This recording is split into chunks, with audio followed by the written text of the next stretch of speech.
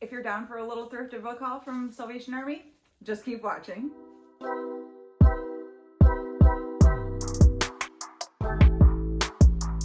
Now, I will admit, I've been doing a lot of book hauls lately, and it might seem slightly obnoxious.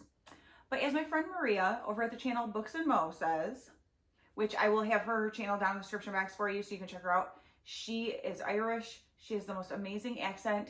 She reads fantasy, so if you're a fantasy reader, definitely check her out. I don't even read fantasy, but she's been inspiring me to want to because I love her channel that much. Her videos are fantastic, so definitely check her out.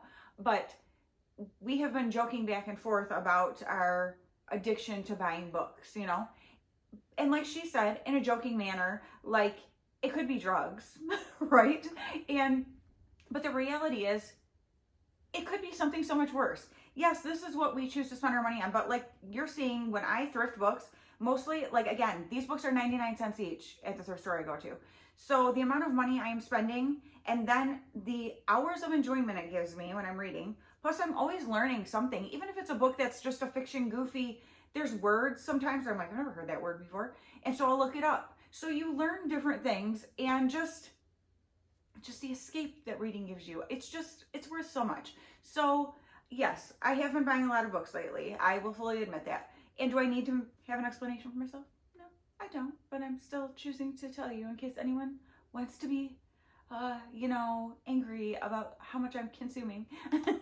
At least it's books. Okay, at least it's books.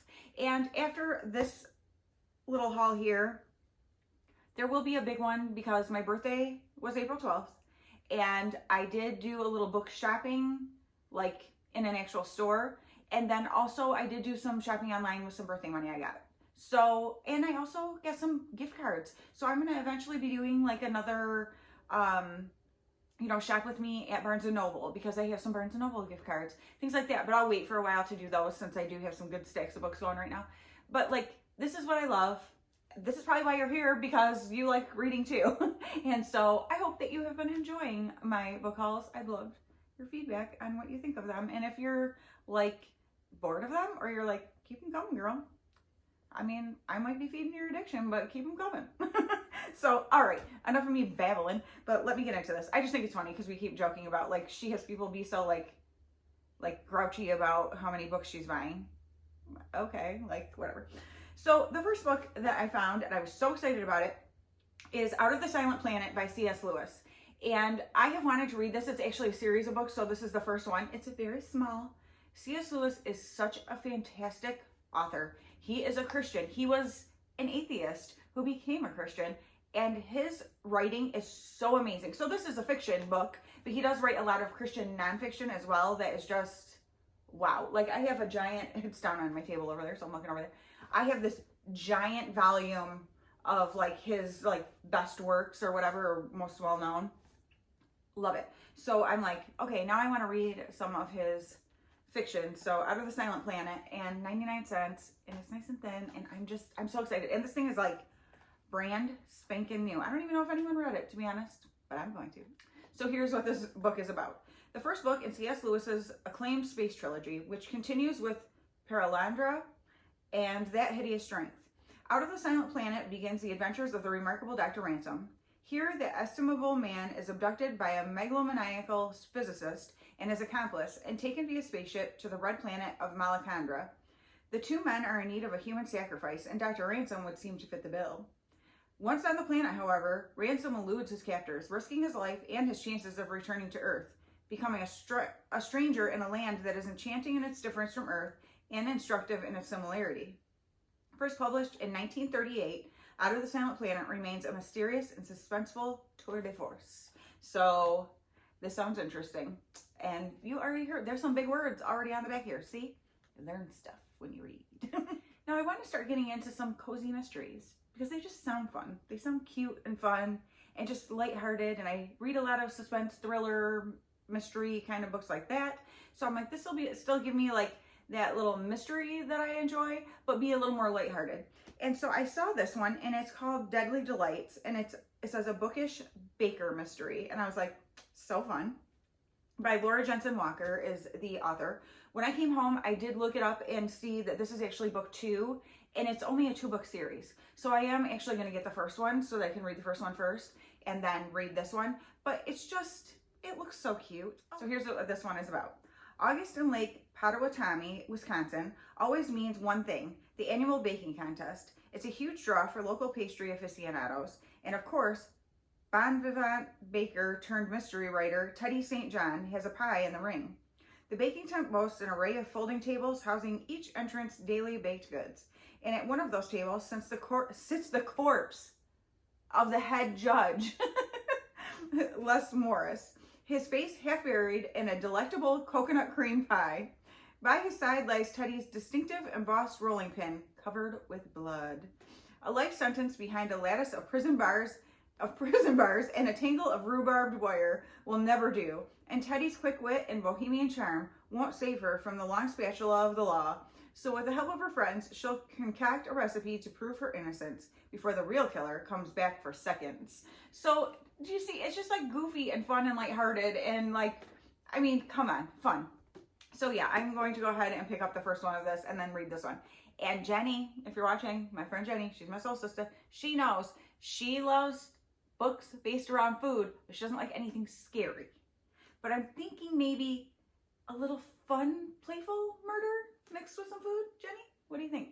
I'll have to read these and see if I can get her to read them. Next, this was such a fun find. So this is Fiction Favorites. It's 4 great novels under one cover. So if you don't care about it having the separate books, which I don't for these because they weren't anything that I was like specifically looking for. However, the one, I love the look of the cover for it. But anyway, this has Still Waters by Matt Goldman, Northwoods by Amy Pease, The Curse of Penrith Hall, which is by, is it Jess Armstrong, and The Rom-Commers by Catherine Center, which I've heard of The Rom-Commers a million times. That is actually what made me pick up this book when I saw that. So Still Waters is, I'll give you the little tiny, they just have little blurbs on the back here. Still Waters by Matt Goldman. If you're reading this email, I am dead. I know this will sound strange, but someone has been trying to kill me. Thus begins 2 estranged siblings' hunt for their brother's killer. Okay, I'm down with that. Northwoods by Amy Pease. Deputy Eli North's life may be falling apart, but he's still got a job to do, namely, solve a murder and find a missing girl. To do so, he'll need to face the dark secrets lurking in his town. Again, totally the kind of book I love. The Rom-Commers by Catherine Center says, no one knows rom-coms better than aspiring writer Emma Wheeler, but when she's hired to work with a movie writing legend, she soon finds herself crafting an unexpected love story. So, sounds fun and cute, and I am not a romance person, but I'm trying, and I've heard good things about that one, so that's why I wanted to read it. And then The Curse of Penrith Hall by Jess Armstrong. It's 1922, and when a nobleman is brutally murdered outside his Cornwall estate, the villagers believe a long-dormant curse is back. Ruby Vaughn disagrees and endeavors to find the truth. So, 4 very different sounding books. Well, I mean, honestly, 3 of them sound like suspense thrillers, and 1 is a romance. Who knows? But I thought that was a pretty good find, and I'm like, okay, I'm excited about that. So 99 cents, and that's 4 books in 1 for 99 cents. Like, come on. And then the last 2 books I found are actually a series, and you guys, they're fantasy. They're fantasy. You may have seen in my last little haul that I did, also from the same Salvation Army, I picked up 1 fantasy book. But then I found these, and I was like, hello? And they're like, yeah, I'm so excited about it. They look like they're pretty much brand new. And so it's called How Does It Feel? The Infatuated Fae Book 1 by Janine O'Reilly is the author. And then What Did You Do? The Infatuated Fae Book 2. So I will read the back of 1 because I think then I'll get spoilers from 2 if I read that. So it says, so here's what it's about. A forbidden obsession, unyielding family allegiance, 3 deadly challenges. When a trip into the forest to collect a rare mushroom for her research goes horribly wrong, biologist Kaylee Peterson finds herself falling through a fairy portal and straight into the arms of the unseelie Fae Prince, the dangerously unhinged and viciously handsome unseelie Fae Prince.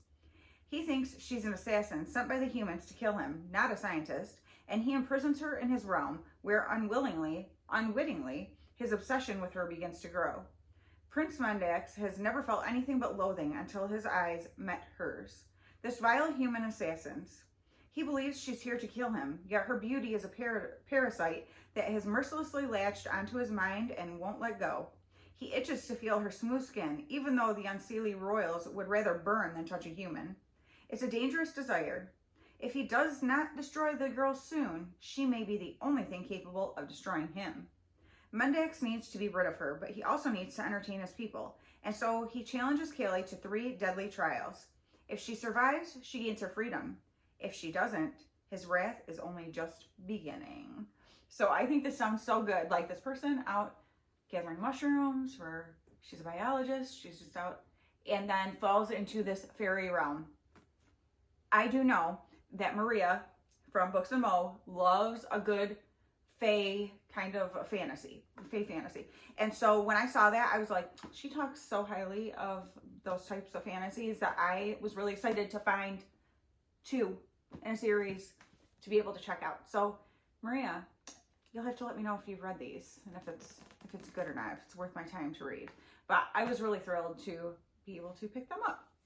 So again, 1, 2, 3, 4, 5. But if you really want to count this is 4 books. So 4, 5, 6, so 8 books, I would say, that I got for the price of 5.